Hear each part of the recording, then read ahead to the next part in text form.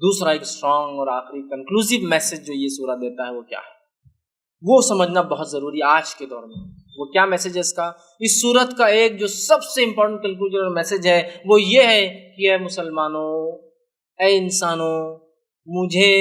اور میرے دین کو تمہاری رتی برابر بھی ضرورت نہیں ہے۔ میں نے قریش کو صدارت اور چودراہٹ اور ذمہ داری دینے کے بعد بھی جب قریش میرے گھر کی حفاظت چھوڑ کر بھاگ گئے، میں اپنی گھر کی حفاظت اتنی حقیر جانوروں سے کرا سکتا ہوں کہ چڑیا کے بارے میں کسی نے سوچا کہ چڑیاں کسی کو نقصان پہنچا سکتی ہے، چڑیا فوج تباہ کر سکتی ہے، چڑیا لشکروں کو برباد کر، سنا کبھی کسی نے؟ ایک انسان 1 2 4 5 کتے آ جائے تو ڈر جاتا ہے، بکریوں سے بھی انسان نہیں ڈرتا، لیکن 10 20 50 بکریاں آ جائے اور تیز آواز نکالے تو بھی ڈر لگتا ہے۔ لیکن کبھی ایسا آپ نے کسی کو چڑیوں سے ڈر لگا؟ چڑیا تو ڈرنے کی چیز ہی نہیں ہوتی ہے، 100 1000 لاکھ بھی ہے تو انسان بھاگتا ہے، سب اڑ جاتی ہے نا، چڑیا سے انسان ڈرتا نہیں۔ تو کہا دیکھو ہم نے حقیر چڑیا جس سے تم ڈرتے بھی نہیں ہو، ان چڑیوں سے اپنے گھر کی حفاظت کی، تو اے انسانوں اور اے مسلمانوں خاص طور سے، نہ مجھے، نہ میرے نبی کو، نہ میرے دین کو تمہاری رتی برابر بھی ضرورت نہیں ہے۔ یہ تمہارا شرف ہوگا، یہ تمہارا فضل ہوگا، یہ تم اپنے فائدے کے لیے کرو گے کہ میرے دین کے لیے کچھ تم کام آ جاؤ۔ مجھے ضرورت نہیں، نہ میرے گھر کو ضرورت، نہ میرے نبی کو ضرورت، اللہ کو ضرورت ہے، اللہ کے دین کو ضرورت نہیں ہماری۔ یہ اس کا سب سے اسٹرانگ میسج ہے کہ میں نے کعبے کی حفاظت کی اور انسانوں سے نہیں، جانوروں سے کی۔ اللہ چاہتا تو فرشتے بھی لا سکتا تھا، اللہ چاہتا تو جنوں کو بھی کھڑا کر سکتا تھا، اللہ چاہتا تو ان ہاتھیوں کو دوڑا سکتا تھا ان کے پیچھے، چونکہ ہاتھی ایک بڑی چیز ہے، اللہ چاہتا تو عرب اونٹوں کو جو وہ کرتا وہ ان کو ہلاک کر دیتے، لیکن اللہ نے سب سے حقیر چیز سے، جس سے کوئی ڈرتا نہیں، چڑیوں سے کام لے کے بتایا میں تو کسی سے بھی اپنے دین کا کام لے سکتا ہوں، اب تم کیا کرتے ہو میرے دین کے لیے یہ تم اپنے فائدے کے لیے تم کرو، مجھے تمہاری ضرورت نہیں ہے۔ یہ سب سے اسٹرانگ میسج ہے۔ آج دیکھیے اس حالت میں، اس سیناریو میں، آج کے دور میں ہم مسلمانوں کی تعداد کا اندازہ لگائیے، یقیناً ابابیل وہ چڑیوں سے تو بہت زیادہ ہے، اور انسان ہے سب کے سب، اور اللہ کو ماننے کا دعویٰ کرتے ہیں، حیثیت کیا ہے اس سے اندازہ لگا لیجیے، حیثیت کیا ہے اس سے اندازہ لگا لیجیے۔ اس لیے کہ ہم اللہ کے دین کے لیے کوئی کوشش نہیں کر رہے ہیں، تو اللہ رب العزت کو ایسی مخلوق کی اپنی ضرورت ہی نہیں ہے جو اس کے دین کے کام میں، اور اللہ کے دین کو ضرورت نہیں، یاد رکھیے ہم کو ضرورت ہے، اللہ کے دین کو ضرورت نہیں، ہم کو ضرورت ہے کہ اگر ہم اس کے ساتھ چلتے ہیں تو دنیا اور آخرت کا فائدہ اٹھاتے ہیں، چھوڑ دیتے ہیں تو ہم ہی نقصان پہنچائیں گے۔ اس لیے کہ اللہ کے دین کے تعلق سے نبی اکرم صلی اللہ علیہ وسلم جو سب سے سچوں کے سچے تھے، یہ کہہ کر گئے کہ دین اسلام ہر گھر میں داخل ہو کر آئے گا، چاہے کچا مکان ہو، چاہے پکا مکان ہو، چاہے بند خلی ہو یا کھلی وادیاں ہو، دین اسلام سارے عالم انسانیت تک پہنچ کر رہنے والا ہے۔ اب طے یہ کرنا ہے مجھے اور آپ کو، ہم کو ساتھ رہنا ہے یا نہیں رہنا ہے۔ اللہ نے اپنا کام کرنا ہے، اپنی دلیل کو قائم کرنا ہے، اپنے دین کو انسانوں پر واضح کرنا ہے، دین کے ساتھ چلنے والوں کو آزمانا ہے اور اس کا بدلہ دینا ہے، اور دین کو چھوڑنے والوں کو دنیا میں عبرت بنانا اور عذاب دینا، اور آخرت میں عبرت بنانا اور ان کو عذاب دینا۔ یہ طے ہو چکا ہے۔ سب سے اسٹرانگ میسج اس صورت یہ صورت دے رہی ہے، یاد رکھیے یہودیوں کو اللہ نے چودراہٹ دی، یہودیوں کو اللہ نے امامت دی، یہودیوں کو اللہ نے صدارت جس دنیا کی، ان کے اندر انبیاء اور رسول کا ایک سلسلہ جاری کیا، اس لیے کہ ابراہیم علیہ السلام نے دعا کی تھی، اے اللہ میرے بعد امامت میرے اندر رکھنا، اللہ نے اس کو باقی رکھا، اور اسحاق علیہ السلام سے ہزاروں ہزار نبی پیدا کیے، بنی اسرائیل کو امامت دی۔ جب بنی اسرائیل نے اپنی سختیاں اختیار کی، یہودیوں نے اپنے آپ کو سب کچھ سمجھا، اللہ کے دین کو حقیر سمجھا، اور یہ سمجھا کہ اس دین کو ان کی ضرورت ہے، تو اللہ رب العزت نے ایک ایسی قوم سے ان کو تبدیل کیا، ایسی جگہ سے ریپلیس کیا جہاں سے انہوں نے سوچا بھی نہیں تھا، اور اللہ نے جن لوگوں کو یہودی جاہل، غلام، جنگلی، بیکار، ناقص انسان سمجھتے تھے، ان کے اندر جو کہ اسماعیل علیہ السلام کی اولاد تھی، ان میں سے آخری نبی کو کھڑا کر کے بتایا کہ مجھے تمہاری ضرورت نہیں، میں تمہاری نسلوں کو تبدیل کر سکتا ہوں۔ اور جہاں ابراہیم علیہ السلام کی دعا کو اللہ نے قبول کی، امامت کو انہی کے اندر رکھا، لیکن اسحاق علیہ السلام سے ہزاروں نبی لائے، اور اسماعیل علیہ السلام سے ایک ہی نبی لایا، ایسا نبی لایا کہ یہودی حقہ پکا رہ گئے کہ یہ کیا ہوگا، تو اللہ کو ضرورت نہیں ہے۔ یہودیوں نہیں سمجھ بیٹھے تھے ہم نہیں رہیں گے تو اللہ کیا کرے گا، کون اس کی عبادت کرے گا، کون اس کے دین پہ چلے گا۔ اللہ نے جن کو سب سے حقیر عربوں کو سمجھتے تھے بہت، بلکہ ایک صحابی فرماتے جب میں چھوٹا تھا، وہ ایک مرتبہ ایک یہودی پادری آیا اور کہا کہ تم لوگ عرب ہمیں بہت ظلم، چونکہ یہودی اقلیت میں تھے، عرب ظلم کرتے ہو، ایک آخری نبی آئیں گے، ہم اس کے ساتھ ملیں گے، تم سے لڑیں گے اور تمہیں ختم کریں گے۔ تو ایک شخص نے پوچھا، رہے کب سے آ کے پادری صاحب تم یہ بولتے رہتے ہو، کتنے دنوں سے آ رہے تم ادھر ادھر، کب آئیں گا؟ تو اللہ کے رسول صلی اللہ علیہ وسلم پیشن گوئیاں اتنی اسٹرانگ تھی ان کے پاس کہ وہ صحابی کہتے میں چھوٹا تھا، میرے طرف اس نے اشارہ کیا، اس یہودی نے کہا اس بچے کے بالغ ہونے سے پہلے وہ نبی اس بستی میں، اور مدینہ میں وہ درد دے رہا تھا، اس بستی میں آ جائیں گا۔ وہ صحابی کہتے جب اس نے یہ بات کہی تھی میں بہت بے چین تھا، اور جب اللہ کے رسول مدینہ آنے لگے میں ایک جھاڑ پر چڑھ کے بیٹھا تھا، اس لیے کہ میں بالغ ہو چکا تھا۔ اتنا ان کو پتا تھا پریسائزلی کب آئیں گے کہ بچے کے بالغ ہونے تھا۔ وہ کہتے ہیں اس یہودی کی پیشن گوئی کی بنیاد پہ میں نے اللہ کے رسول پر ایمان لایا، لیکن ان کو گمان نہیں تھا کہ اللہ ان کو ایسا ذلیل کریں گا کہ امامت ان کے اندر ہزاروں ہزار سال رکھنے کے بعد ایک جھٹکے میں جو ہے آسمان کی بلندی سے نکال کر زمین کی گہرائی میں دھسا دیں گے، اور عربوں میں سے چن کر آخری نبی لائیں گے۔ اس کے بارے میں ان کا گمان تھا کہ اللہ کبھی ہمارے جو ساتھ دھوکہ نہیں دیں گا، اور یہ گمان میں وہ بیٹھے تھے کہ ہم جو چاہے کریں اللہ کچھ نہیں ہمارا بگاڑ سکتا، اور اللہ کے دین کو ہماری ضرورت ہے۔ وہ بھول چکے تھے کہ اللہ کے دین کو کسی کی ضرورت ہے۔ تو اس صورت کا سب سے کنکلوسیو میسج یہ ہے، سب سے اسٹرانگ میسج یہ ہے کہ اللہ کے دین کو ذرہ برابر بھی ہماری ضرورت نہیں ہے، اللہ کے گھر کو ضرورت نہیں ہے، اللہ کے جو ہے نبی کو ضرورت نہیں ہے۔ جو لوگ یہ کہتے ہیں اسلام خطرے میں ہے، بھول جائیے اس بات کو، اسلام کو کوئی خطرہ نہ تھا نہ کوئی خطرہ ہے۔ کسی بھی دین کو، کسی مذہب کو، کسی تحریک کو خطرہ ہوتا ہے تو اس کی پیدائش پر ہوتا ہے۔ جب پیدائش پر وہ اکیلا آدمی تھا جو دنیا کی طرف بڑھا اور جس نے دین اسلام انسانیت کو بتایا، محمد صلی اللہ علیہ وسلم، جب اس نے اسلام کو پھیلا دیا، لاکھوں، ہزاروں اور کروڑوں اور آج بلین سے مسلمان بچتے ہیں، اب اس جو ہے دین کو ضرورت نہیں۔ اگر خطرہ ہوتا تو وہ ابتدائی دور تھا جب خطرہ ہوتا، آج ذرہ برابر بھی اسلام کو خطرہ نہیں، یاد رکھیے۔ تو خطرہ مسلمانوں کو ہے، اسلام کو نہیں۔ خطرہ ہم کو ہے، اس دین کو نہیں۔ خطرہ کعبے کو نہیں، ہم لوگوں کو ہے۔ تو ہمیں اپنے آپ کو بچانا ہے۔ اللہ اپنے دین کو، اپنے نبی کو، نبی کے اقوال کو، اس کے احادیث کو، اپنے معاملات کو، اپنی شریعت کو قیامت تک باقی رکھیں گا، اور جب چاہیں گا اس قرآن کو بھی اٹھا لیں گا، اس نبی کی جو ہے تعلیمات کو بھی اٹھا لیں گا، اپنے دین کو اٹھا لیں گا، اپنے کعبے کو بھی اٹھا لیں گا قیامت سے پہلے۔ اس کو ضرورت نہیں ہے۔ اب ہمیں کرنا چاہیے، ہمیں ضرورت ہے تو ساتھ رہو، نہیں ہے تو پھر جو حالات ہے اس سے بدترین حالات ہم پر آنے والے۔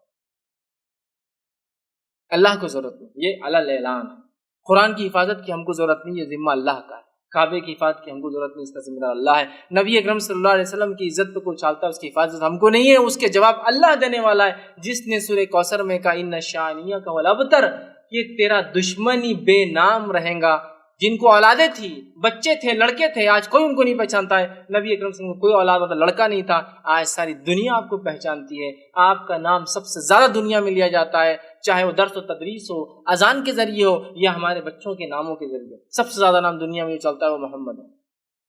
وہ تو ہو گیا کہ ان کی تو کوئی لڑکا نہیں تھا، لیکن اللہ نے ان کے نام کو باقی رکھا، اور اس کو ابتر، دم کٹا کہتے ہیں۔ ابتر کا معنی ہوتا ہے جانور کی دم نکال دے کتنا بے ڈھنگا دکھتا ہے۔ اب تر تیرا دشمن دم کٹا رہے گا، اس کا کوئی نام لینے والا نہیں، تو وہ تو طے ہو گیا۔ تو نہ نبی کی ذات پہ کوئی اچھال سکتا ہے کیچڑ، نہ نبی کی تعلیمات کو کوئی ختم کر سکتا، جب تک کہ اللہ چاہے۔ اللہ قیامت سے پہلے اپنی کتاب کو بھی، اپنے نبی کی تعلیمات کو بھی اٹھا لے گا۔ نہ اللہ کے قرآن کو حفاظت کی ضرورت ہے، نہ اللہ کے دین اور شریعت کی ضرورت ہے۔ ضرورت اپنے آپ کی ہمیں حفاظت کی، شیطان سے کر کے دین پر چلنے کی، ورنہ اللہ کو ہماری رتی برابر بھی ضرورت نہیں ہے۔ اس بات کو بغور ہم سن لیں اور بغور سمجھ لیں، اور اپنے زندگی میں ہم لاگو کرنے کی کوشش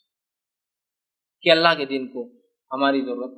نہیں ہے۔ اگر ہمیں کچھ کرنا ہے تو ہمیں اس کے لیے کوشش کرنا ہوگی، اور ہمیں اللہ کے دین پر عمل کرنا ہوگا تاکہ یہ دنیا بھی سنور جائے۔ اصل مشن ہے، اصل نتیجہ ہے، اصل رزلٹ ہے، وہ ہم حاصل کر پائیں، وہ ہم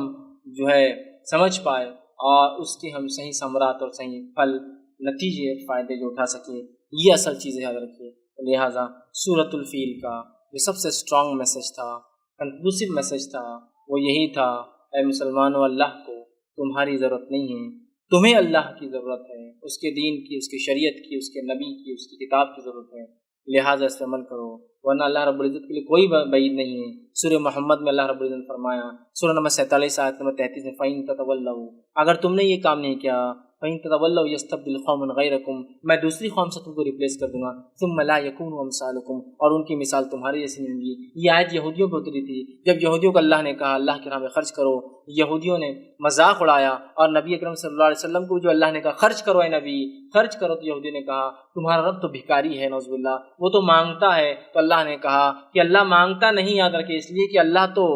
غنی ہے، یاد رکھیے۔ اللہ نے کہا واللہ غنی وانتم فقراء، اللہ تو بہت غنی ہے، اے انسانوں تم اس کے سامنے فقیر ہو، اور اللہ کے ہاتھ نہیں بندے یہودیوں، تمہارے ہاتھ بندے ہوئے، اور اللہ غنی ہے، اللہ تو اس لیے مانگتا ہے کہ آزمائے تم میں کون ہے۔ تو اس کے بعد اللہ نے کہا فَإِن تَتَوَلَّوْا، اگر تم نے اللہ کے راہ میں خرچ نہ کیا، صرف خرچ پر وعید تھی یہودیوں اور مسلمانوں، فَإِن تَتَوَلَّوْا، تم نے بھی اگر یہودی نے خرچ نہیں کیا، يَسْتَبْدِلْ قَوْمًا غَيْرَكُمْ، تم کو بدل دوں گا دوسری قوم سے، ثُمَّ لَا يَكُونُوا أَمْثَالَكُمْ، ان کی مثال تمہارے ایسے نہیں ہوں گی۔ اور ان کی خصوصیت آپ صلی اللہ علیہ وسلم نے حدیث میں بتایا، وہ قوم ہوں گی جو اللہ سے محبت کریں گی اور اللہ ان سے محبت کریں گے۔ اور آج ہم دیکھ رہے ہیں آبائی مسلمانوں کا دبدبا، آبائی مسلمانوں کی حیثیت کیا ہے ہم دیکھ رہے ہیں، اور نو مسلموں کے ایمان کو دیکھ کر ہم کو بھی رشک آ رہا ہے، اور ایک انقلاب برپا ہو رہا ہے دنیا کے اندر، جس کے اندر اکثریت وہ ہے جو آبائی اور نسلی مسلمان نہیں، بڑے بڑے انقلاب دنیا میں لا رہا ہے جو آبائی مسلمان نہیں، نسلی نہیں ہے، بس ایمان لائے ہیں اور آج اس جوش و جذبے سے کام کرے، کیونکہ ایسا نہ ہو فَإِن تَتَوَلَّوْا يَسْتَبْدِلْ قَوْمًا غَيْرَكُمْ، کہ تو یہ ایک دم تو نہیں ہوگا راتوں رات ایک قوم پلٹ کے نہیں آ گئی، کیونکہ اب ایک ساتھ عذاب تو نہیں آئے گا، اللہ ایک قوم کو دوسری قوم سے ریپلیس کریں گا، ایک نسل کو دوسری نسل سے ریپلیس کریں گا۔ تو یہاں کہا کہ ہم جو ہے ایک قوم کو دوسری قوم سے بدلیں گے، اگر تم ایمان نہیں لاؤ گے تو ہم کیا کریں گے، ایک قوم کو دوسری قوم سے بدلیں گے، اور وہ تمہارے جیسے نہیں ہوں گے، وہ تمہارے جیسے نہیں ہوں گے، مطلب اللہ رب العزت وارن کر رہا ہے، یہاں اللہ رب العزت جو ہے تاکید کر رہا ہے، اللہ رب العزت جو ہے ہم کو نصیحت دے رہا ہے قریش کے ذریعے کہ مسلمانوں اب تم بھی سدھر جاؤ، ورنہ جو ان کے ساتھ کیا، ان کی اتنی 14 کو ایک جھٹکے میں اللہ نے ختم کر سکتا تھا، باقی رکھا۔ تو اے قریش تم اس گھر کے رب کی عبادت کرو، اور اے انسانوں مجھے تمہاری ضرورت نہیں ہے، مسلمانوں مجھے تمہاری ضرورت نہیں ہے، تم لوگوں کو، تم انسانوں کو میری ضرورت ہے۔ تو ہم کوشش کریں کہ ہم دین کے علمبردار بن جائیں، ہم دین پر چلنے والے بن جائیں، اور دین کی جو مدد اپنے طرف سے ہوتی کریں، جس دین کو ضرورت نہیں ہماری مدد کی، یہ بات بھی اپنے ذہن میں یاد رکھیں۔ یہ جو کچھ ہم کرتے اپنے فائدے کے لیے کرتے ہیں، اللہ کوئی فائدہ نہیں، ساری دنیا بھی اگر اللہ کے ساتھ شرک کرے تو اللہ کی کوئی جو ہے معاملہ اونچا اور نیچا نہیں ہوتا کہ ارے اللہ کا معاملہ تو بہت ڈاؤن ہو گیا، آج کل کوئی یاد نہیں کرتا اس کو، اور ساری دنیا بھی اللہ کی جو عبادت کرے اور اس کی تسبیح بیان کرے تو اللہ کا کوئی معاملہ اونچا نہیں ہو جائے گا، ارے اس رب کا معاملہ اونچا ہو گیا، کس کی حمد و ثنا تسبیح بیان ہو رہی ہے، اللہ کو کوئی فرق نہیں پڑتا۔ پوری قوم اگر کفر اور شرک بھی کرے یا پوری قوم بھی عبادت کرے، وہ تعریف کیا گیا ہے، اس کی تعریف کی گئی ہے، اس کی تعریف کی جانے والی ہے، اس لیے کہ ہم سے زیادہ تعریف کرنے والی، ہم سے زیادہ ذکر و اذکار کرنے والی مخلوق اس نے ایک بنائی ہے جسے فرشتے کہتے ہیں، اور وہ ایسی تعریف اللہ کی کرتے ہیں کہ کچھ فرشتوں کے تعلق سے روایت میں آتا ہے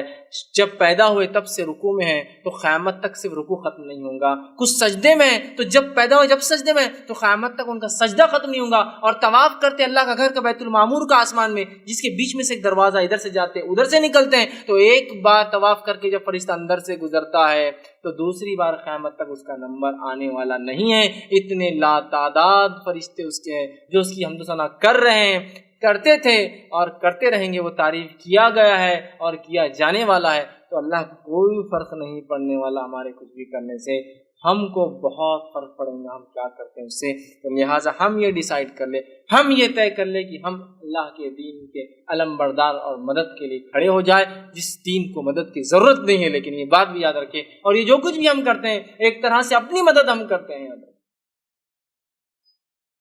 ایک طرح سے اپنی خود کی ہم مدد کرتے ہیں۔ اللہ کو مدد کی ضرورت نہیں، لیکن پھر بھی اس نے کہا کون ہے جو اس دین کی مدد کرے،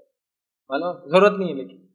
کون ہے اللہ کے نام میں خرچ کریں گا، مال اللہ کا، یہ پھر بھی وہ کہ چاہتا ہے جو تم کو تھوڑی بہت ملکیت دی ہے نا، اس کے بدلے میں تم مجھے دو،